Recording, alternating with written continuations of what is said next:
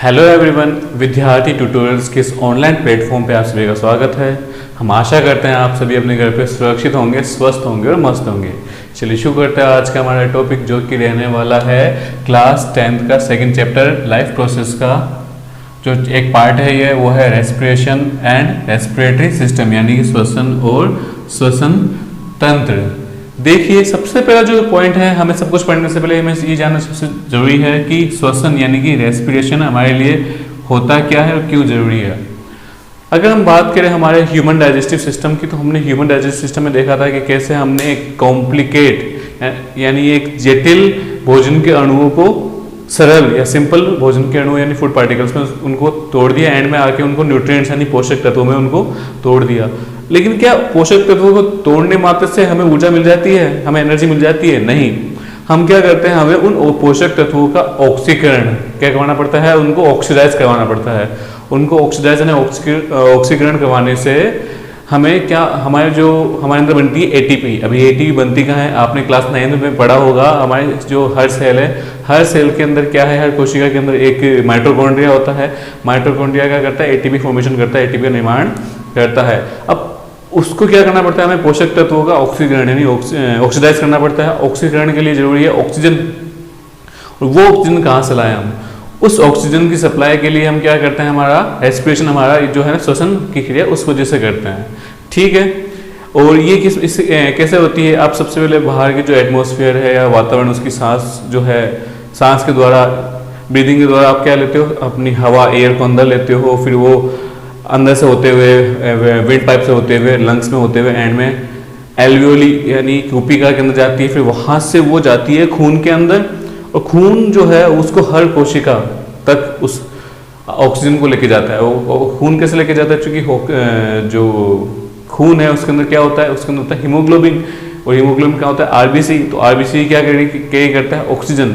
तो RBC oxygen carry करता है, उनको लेके जाता है हर कोशिका के पास, और कोशिका क्या देता है, ऑक्सीजन उनको दे देता है। ठीक है।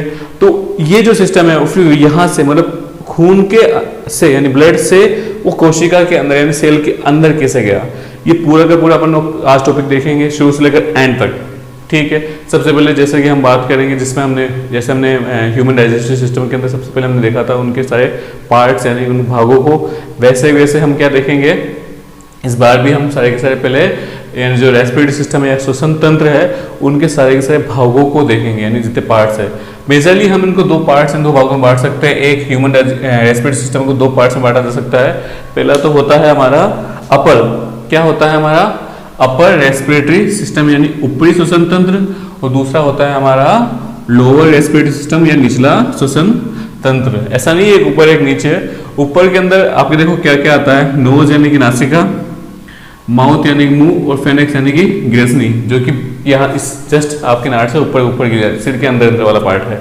और इससे नीचे की साइड जो आता है वो आपके क्या आता है, लेनेक्स, जो कि आपका ये एडम एप्पल है ना, जो ये आप कंठ दिखता है, ये है, ये भी किसमें आता है आपके अपर में, जो कि जस्ट आपके गर्दन के अंदर तक है। और गर्दन से नीचे की साइड जो है वो आगे आपके आ गया लोअर, जो कि इसमें क्या क्या आते हैं आपके, श्वास नली यानी कि ट्रेकिया, ब्रोंकी एंड ब्रोंक्यूलॉइड्स यानी श्वसनी और श्वसनिकाएं, ये श्वसनी बस नहीं आएगा, श्वसनिकाएं आएगा। फिर आता है आपके आता है फेफड़े यानी कि लंग्स। एक एक करके हम सबके बारे में देखेंगे। देखिए, सबसे पहले अगर बात करें हम नोज यानी कि नाक की, तो ये सबसे फर्स्ट पार्ट है हमारे इसका रेस्पिरेटरी सिस्टम यानी श्वसन तंत्र का। अब इसमें क्या होते हैं, हमारे नोस्ट्रिल यानी नासिका छिद्र जो है वो दो होते हैं। इन दोनों नासिका छिद्र यानी नोस्ट्रिल के अंदर क्या होते हैं, बहुत सारे हेयर्स यानी कि बाल होते हैं। इसके अलावा होता है आपके म्यूकस यानी कि श्लेष्मा। इनका काम क्या होता है? इसके अलावा एक होता है आपके झाड़ीनुमा पद्मान, जिसको बोला जाता है सीलिया। ठीक है।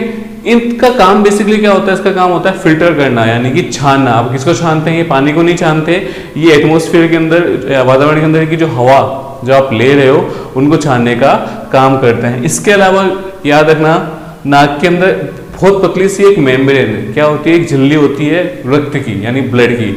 और ये भी इससे भी थोड़ा बहुत क्या होता है, ब्लड आपका जो एयर है वो फिल्टर होता है यानी छनता है। और गर्मियों में बहुत बार क्या होता है, ये जो पतली झिल्ली है मेम्ब्रेन ही है, इसमें से ब्लीडिंग होती है, खून आता है, जिसको आप क्या बोलते हैं उसको, नक्सीर, जिसको नक्सीर बोला जाता है वो, क्योंकि नाक के अंदर क्या होती है, बहुत पतली सी एक मेम्ब्रेन यानी कि झिल्ली होती है खून की, उसकी वजह से। ठीक है, अब जो नोज यानी कि नाक है, इसका जो पिछला भाग है वो किस में खुलता है, वो खुलता है आपके नोसोफेगस यानी नासा ग्रेसनी में, याद रखना, नासा ग्रेसनी में। और इसमें बहुत छोटी सी, मतलब नाक के अंदर, नोज के अंदर एक छोटी सी हड्डी भी होती है आगे की साइड, जो कि बॉडी से अलग रहती है, मतलब कि ये जो ओनली मांस से जुड़ी हुई है, जो आपके थोड़ा बहुत मूव भी होती है, यानी हिल सकती है।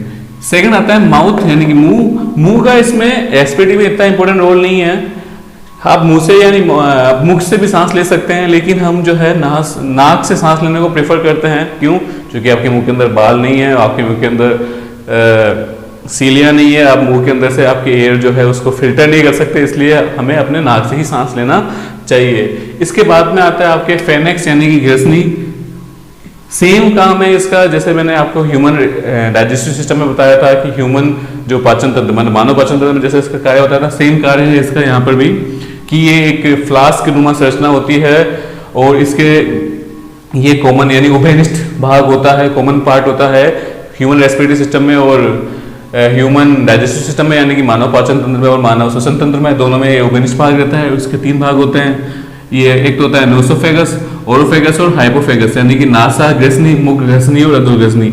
नासा ग्रेसनी तो नोज के जस्ट पीछे की साइड रहती है, यानी इस नासिका की जस्ट पीछे की साइड, इसमें आपने देखा पीछे की जस्ट है, और जो ये ओरोफेगस है ये जस्ट माउथ के पीछे की साइड रहती है, मुंह के पीछे की साइड रहती है, और जो अधो यानी हाइपो है ये फेनेक्स का नीचे वाला पार्ट होता है, जो कि आगे जाके 2 ट्यूब्स में अलग हो जाता है, 2 पाइपों में अलग अलग हो जाता है, 2 नलिकाओं में अलग अलग हो जाता है, जिसमें से एक नली तो होती है आपकी आगे वाली, जो कि आपकी होती है विंड पाइप, श्वास नली।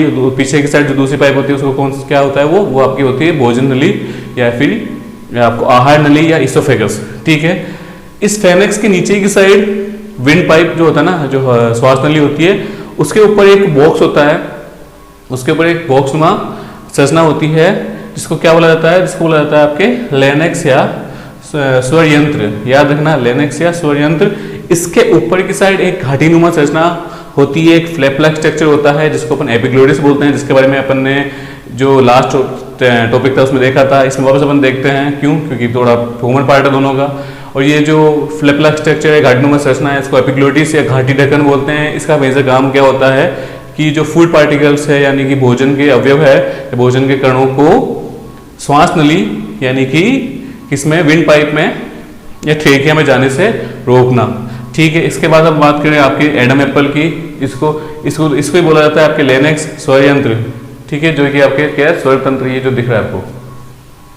इसके अंदर क्या होता है, इसके अंदर 2 बारीक झिल्लियां होती है, मेम्ब्रेन होती है, जिनको क्या बोला जाता है, वोकल कॉर्ड या स्वर रज्जु। जब आप सांस बाहर छोड़ते हो, तो सांस बाहर छोड़ने की वजह से जो झिल्लियां हैं उनमें क्या उत्पन्न होता है, कंपन उत्पन्न होता है, वाइब्रेशन स्टार्ट होता है। उस वाइब्रेशन की वजह से आपके अंदर से क्या निकलती है, आवाज निकलती है। क्योंकि अपन ने देखा था कि आवाज जो है उसके लिए वाइब्रेशन जरूरी है, क्योंकि वाइब्रेशन से यानी कंपन से क्या होता है, ऑक्सीलेशन या दोलन निकलता है। याद रखना, हमारे गले के अंदर जो ये एडम एप्पल है या लेनेक्स है या स्वर यंत्र है, इस स्वर यंत्र के अंदर 2 पतली क्या होती है, बारीक झिल्लियां होती है, मेम्ब्रेन होती है, जिनको क्या बोला जाता है, वोकल कॉर्ड या स्वर रज्जु कहा जाता है। इन स्वर रज्जु की सहायता से इनकी कंपन की वजह से क्या होता है, आपके जो आवाज का निर्माण होता है। और बालावस्था तक, यानी कि जब तक आप बचे रहते हो तब तक तो ये बच्चों में, लड़का लड़की में सेम पाई जाती है, लेकिन जैसे आपके एडोलसेंस की एज आती है, किशोरावस्था आती है, तो लड़कों की तो क्या होने लग जाती है, जो शरीर के अंदर वोकल कॉर्ड है वो थोड़ा मोटा होने लग जाता है।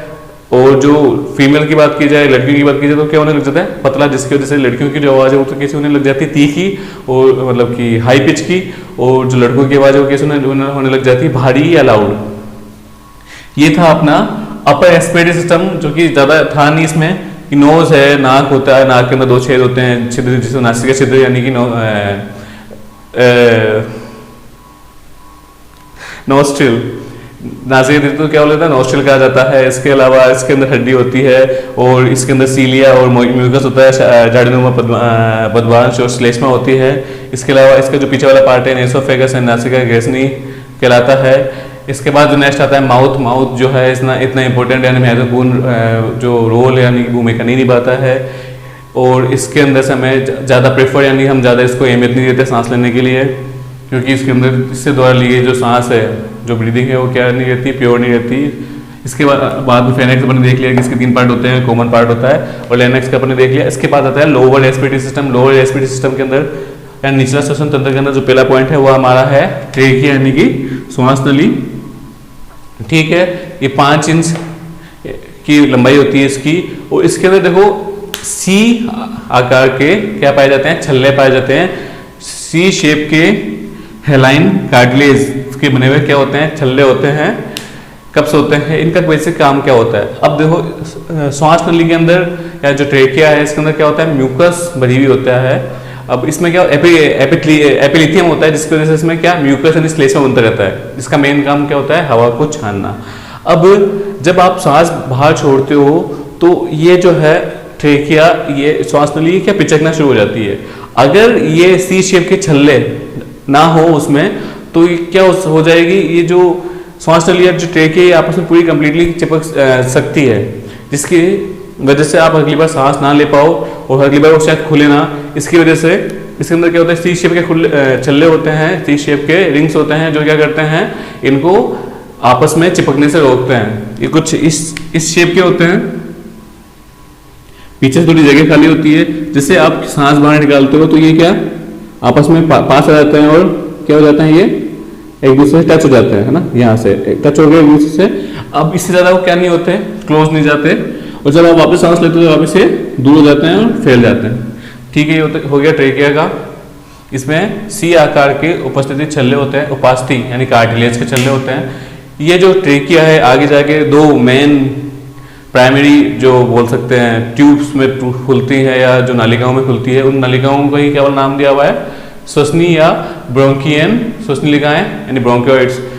अब ये लेफ्ट जो ये श्वास नली है, ये आगे जाके एक तो दाहिने तरफ और एक बाईं तरफ 2 अलग अलग पार्टों को टूट जाती, डिवाइड हो जाती है, और इनको तो बोला गया ब्रोंकीज यानी श्वसनी, और ब्रोंकीज यानी श्वसनी आगे जाके और छोटे छोटे पाइपों में यानी नलिकाओं में क्या हो जाती है, विभक्त हो जाती है, डिवाइड हो जाती है। उन सबको क्या बोला गया है, ब्रोंकियोइड्स है, श्वसनलिकाएं।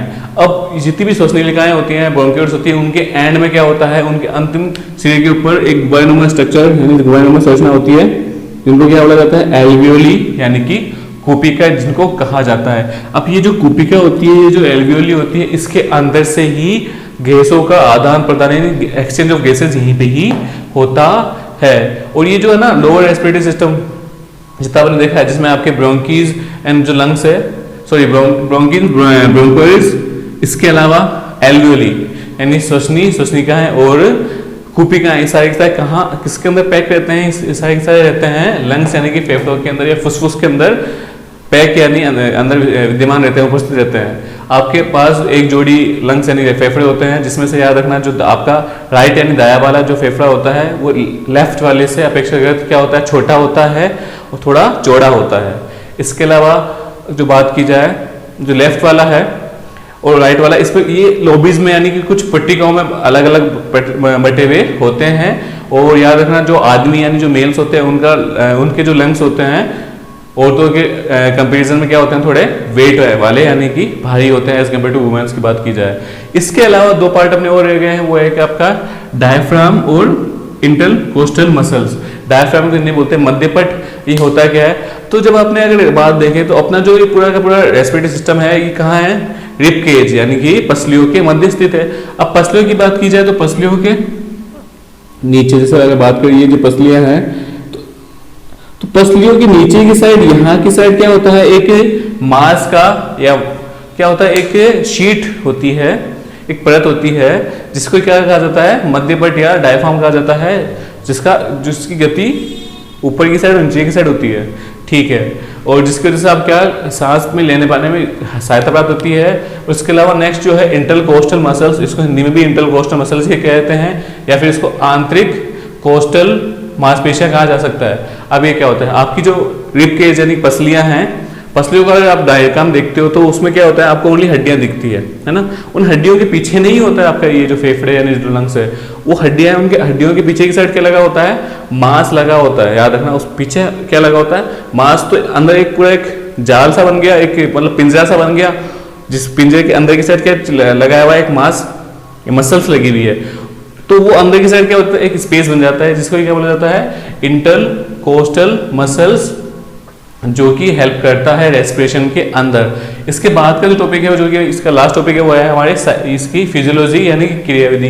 तो एक्सचेंज कैसे होता है, अब यहाँ पे एक्सचेंज बढ़ाने से पहले अपन एक वर्ड जो है वो अपन समझ लेते हैं पहले, डिफ्यूजन क्या होता है।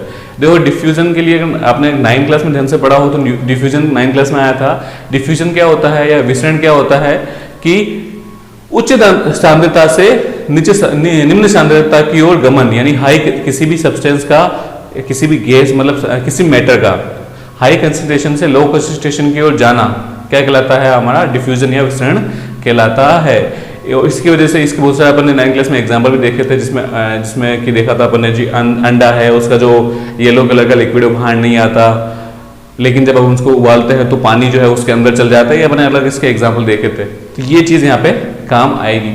अब देखो कैसे काम आएगी कि पूरे शरीर के अंदर जो है आपने सांस ली, तो सांस जो है एयर के अंदर आप एयर लेते हो, ओनली नाक के द्वारा आप ओनली ऑक्सीजन को अंदर नहीं लेते हो, आप नाक के द्वारा ओनली ऑक्सीजन को अंदर नहीं लेते हो, आप नाक से क्या जितनी भी एटमॉस्फेयर वातावरण के जितनी भी जो गैसें हैं उन सभी को अंदर लेते हो। ऐसा नहीं है कि आप चुन चुन के सांस लेते हो कि इधर ऑक्सीजन ज्यादा है तो इधर लूंगा, उधर कम है तो उधर सांस नहीं लूंगा।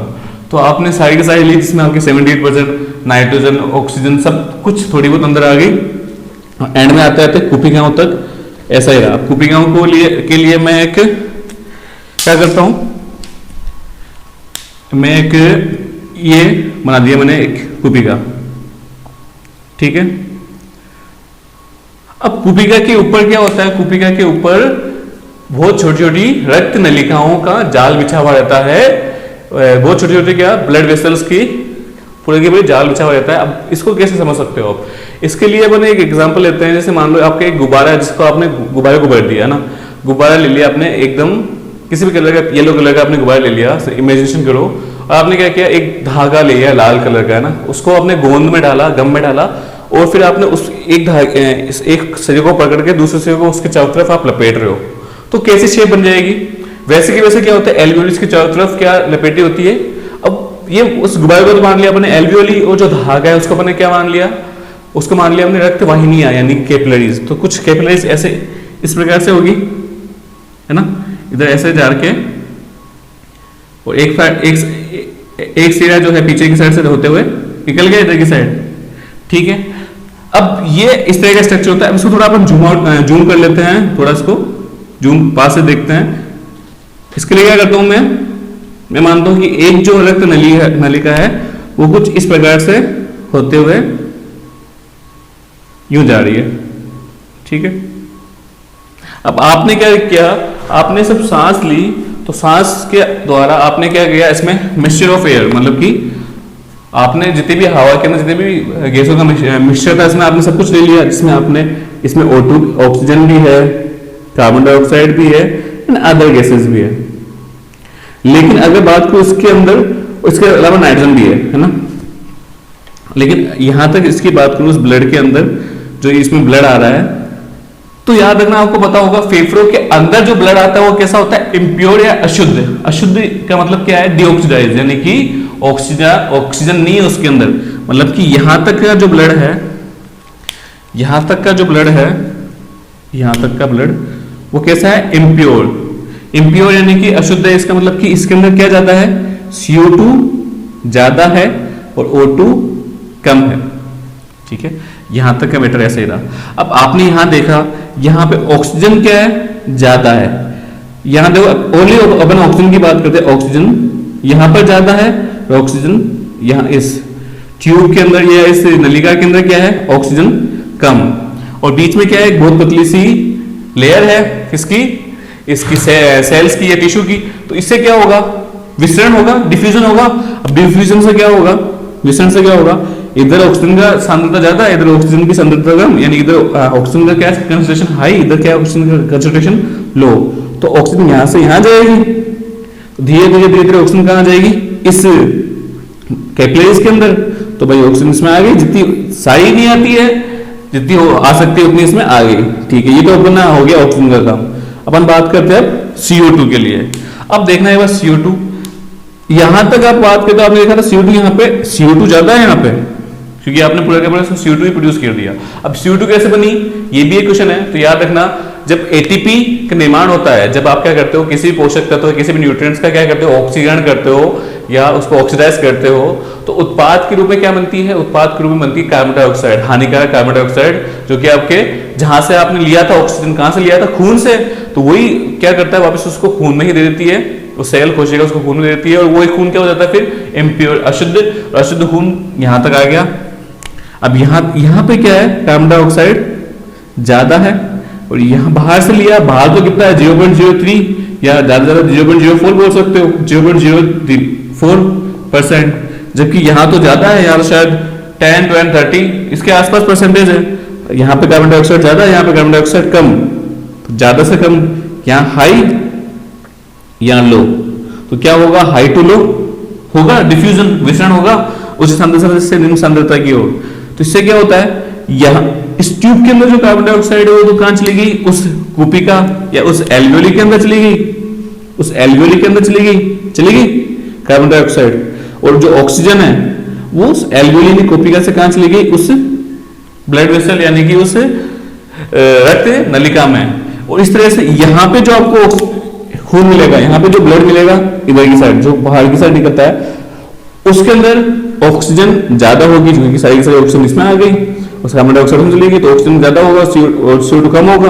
तो ये जो खून है क्या हो गया, अब आपका प्योर हो गया, शुद्ध हो गया, ऑक्सीकृत हो गया, ऑक्सीडाइज हो गया। ठीक है, ये हो गया आपका।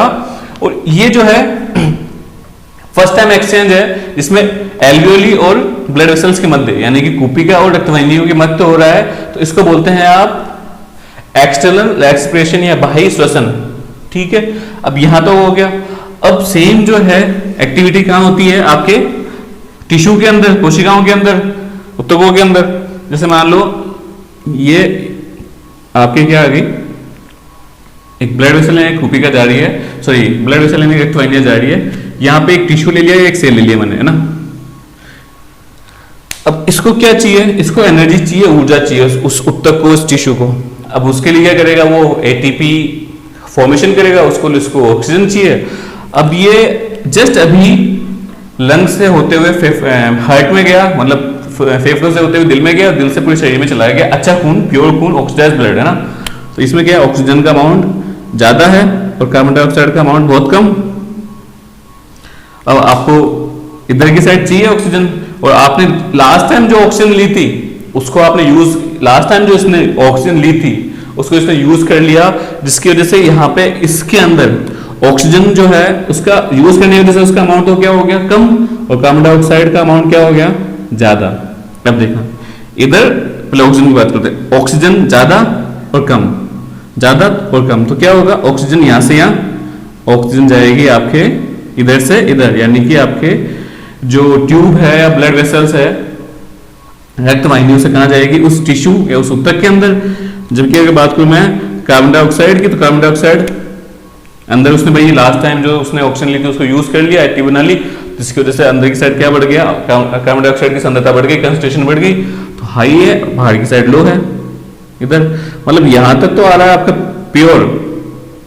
प्योर एक वर्ड है जो शायद सही नहीं हो, इसकी जगह अपन लिख सकते हैं ऑक्सीकृत या ऑक्सीडाइज, यहां तक। लेकिन जब जा रहा है तो भाई एक्सचेंज तो हो गई, मतलब कि आदान प्रदान हो गया। अब यहां तक जाते जाते एंड में क्या हो गया, इधर की साइड इसका भी उल्टा हो गया, ऑक्सीजन इसने पूरी उधर दे दी और कार्बन डाइऑक्साइड को खुद ने ले लिया। तो ये जो ब्लड है यहां से, इसमें ऑक्सीजन तो कम हो गई और कार्बन डाइऑक्साइड ज्यादा हो गई, और ये जो ब्लड है, ये जो रक्त है कैसा कहलाएगा, अशुद्ध रक्त कहलाएगा, इम्प्योर ब्लड, डीऑक्सीडाइज्ड ब्लड या डीऑक्सीकृत ब्लड या खून कहलाएगा। ठीक है, तो ये किस किस के मध्य हो रहा है, ये हो रहा है आपके ब्लड वेसल्स और टिश्यू के मध्य, यानी कि रक्त वाहिनियां और ऊतकों के मध्य। और इस तरह का जो आदान प्रदान है ये ये क्या कहलाता है, आपके इंटरनल रेस्पिरेशन, आंतरिक श्वसन। ठीक है, ये हमारी थी फिजियोलॉजी या क्रिया विज्ञान कि भाई हमारे काम कैसे करते हैं। तो आज अपने क्या क्या देखा कि श्वसन होता है क्या है, ह्यूमन रेस्पिरेटरी सिस्टम के बारे में देखा। ह्यूमन रेस्पिरेटरी सिस्टम के अपने दो मेजर पार्ट्स में बांटा अपन ने, upper respiratory system, lower respiratory system. Upper respiratory system को अपने पार्ट्स में बांटा, नोज, माउथ, फेनेक्स और लाइनेक्स यानी कि नासिका, मुख, ग्रसनी और स्वरयंत्र। और लोअर रेस्पिरेटरी सिस्टम या निचला श्वसन तंत्र को अपने बांटा, ट्रेकिया, ब्रोंकीज एंड लंग्स में यानी श्वास नली, श्वसनिका और फेफड़ों में। उसके अलावा अपन ने मध्य पेट को देखा और इंटरकोस्टल मसल्स को देखा और अपन ने ये फिजियोलॉजी अपन ने इनकी देखी। तो ये पूरा का पूरा खत्म हो गया हमारा श्वसन तंत्र। उम्मीद है आपको हमारा ये वीडियो अच्छा लगा होगा। अगर आपको हमारा ये वीडियो अच्छा लगा तो हमारे वीडियो को लाइक करें, शेयर करें, सब्सक्राइब करें हमारे चैनल को विद्यार्थी ट्यूटोरियल्स को। दोस्तों धन्यवाद।